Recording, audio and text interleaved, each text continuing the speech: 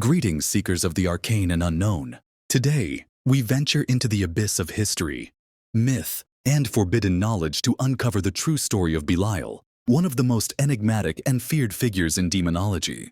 His name has echoed through ancient texts, feared by kings, invoked by sorcerers, and debated by scholars. But who was he? A fallen angel? A deceiver? A god of corruption? Or something far beyond human understanding? By the end of this journey, you might have your own answer. But before we descend, don't forget to like and subscribe if you enjoy deep dives into history's hidden figures. Also, let me know in the comments which type of character you find the most intriguing.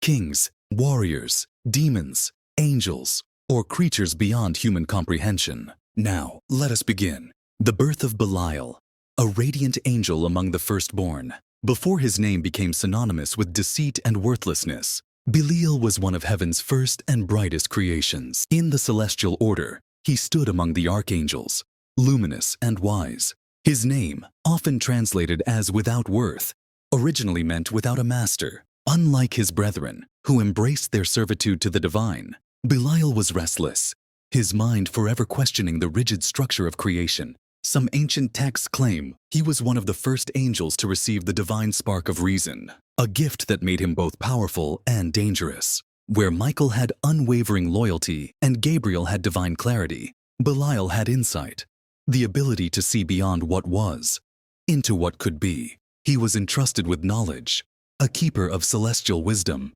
But wisdom, when left unchecked, breeds doubt. Belial did not rage against his creator, nor did he despise heaven, but he saw the celestial hierarchy as a system built on control. And he began to whisper these thoughts to others. Why must angels be eternal servants? Why does free will belong only to humanity? What if divinity itself is flawed?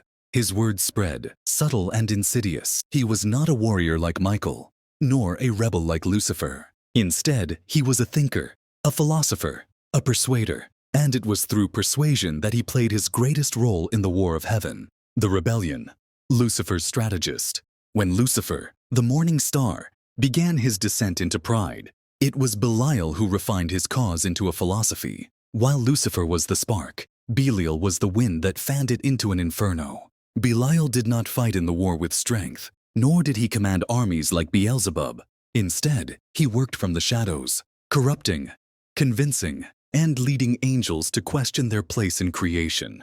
Some believe that without Belial, the rebellion might have been a mere act of defiance rather than a full-scale war. It was his words, not Lucifer's fury, that won followers to their cause. But heaven's order was absolute. No matter how persuasive, no matter how rational their arguments, the rebellious angels were doomed. And so, when Lucifer fell, so too did Belial. But unlike others who cursed heaven in their descent, Belial accepted his fate with a knowing smile. He had not lost. Not yet. The prince of corruption. Belial's kingdom in hell. Hell, in its early days, was chaos. The fallen fought among themselves for dominion, and Lucifer, though ruler, was not yet supreme. While others bickered and battled, Belial observed. He saw the raw, untamed nature of demons and realized something crucial. Hell did not need a king. It needed order. He did not claim land through force but through cunning. He formed alliances, promising power to those who served him. He whispered to demons, turning them into followers. He turned enemies into allies, rivals into vassals. Within time, he became known as one of the 4 crown princes of hell, ruling over corruption, lawlessness, and deceit. He was not the strongest, nor the most feared, but he was the most dangerous. Unlike other demons who sought destruction, Belial sought control. He understood that the easiest way to conquer was not through war, but through seduction. Why break a man when you can convince him to break himself? Belial and humanity. The subtle hand of damnation. Whereas demons like Asmodeus reveled in lust and Beelzebub in gluttony, Belial worked in the shadows, influencing kings, priests, and scholars. He did not tempt men with immediate pleasure.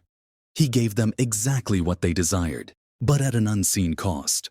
Throughout history, he whispered into the ears of rulers, guiding them into decadence and tyranny. Some claim he was the true architect behind the fall of Sodom and Gomorrah, not by direct action, but by slowly corrupting its people into excess. Others believe he was an advisor to King Solomon, who, despite his divine wisdom, was led astray by Belial's whispers, turning to sorcery and idolatry. In medieval demonology, Belial is described as a demon who bestows wealth, power, and influence, but at a terrible price. He does not lie outright. Instead, he tells partial truths, twisting reality until his victims willingly walk into damnation. Many occultists believe he is still active today, not as a monstrous presence, but as a spirit of corruption that infects politics, religion, and media. He does not force the world into darkness. He convinces it to step there willingly. The lesser-known truths. Secrets of Belial. There are hidden stories about Belial that few know. The Unchained One. Some ancient grimoires suggest that while many demons are bound to hell, Belial is one of the few who can move freely between realms. This makes him especially dangerous, as he can whisper directly into the dreams of mortals. The Deceiver of Angels. Some texts claim that even after his fall, Belial has attempted to corrupt angels into abandoning heaven, creating rogue celestial beings who serve neither God nor Lucifer, the master of false prophets. Throughout history, false messiahs and prophets have risen, claiming divine visions. Some believe Belial is the force behind them, using his knowledge to lead people away from truth. The fate of Belial. Where is he now? Unlike Lucifer, whose fate is tied to prophecy, Belial's end remains uncertain. Some believe he is imprisoned deep within hell, chained by divine forces. Others claim he still walks among us, his presence felt in the rise and fall of civilizations. One prophecy states that in the final war between heaven and hell, Belial will not fight with armies, but with words. He will not conquer by force, but by turning the righteous against themselves, corrupting the very foundation of heaven's armies. Whether this is true remains to be seen. Final thoughts. Belial's story is not one of brute force, but of influence. He is the embodiment of free will's dark side. The power to justify any action, to twist any truth, to pursue power without considering the cost. Unlike other demons who demand submission, Belial offers a choice, but every choice has consequences. So, what do you think? Is Belial a myth, or does his influence still linger in the shadows of our world? Let me know in the comments who your favorite character type is. Kings, warriors, demons, angels, or creatures of the unknown. And if you enjoyed this deep dive, don't forget to like and subscribe for more explorations into history's darkest legends. Until next time, stay curious, stay questioning, and beware the whispers in the dark.